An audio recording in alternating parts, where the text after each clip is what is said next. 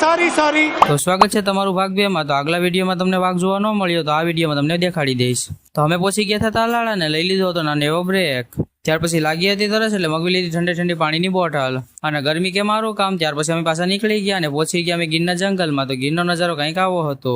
જ્યાં ઢળકે ગાજે ડુંગરા અને નદીઓમાં હેંદળ નીર પાણે પાણે વાતો પડી એવી ગાંડી અમારી ગીર હો। તો આપણા ગીરની તો વાત જ ન થાય। ત્યાર પછી રસ્તામાં જોવા મળી ગયો વાઘ। તો હું તમને બતાવી દઉં।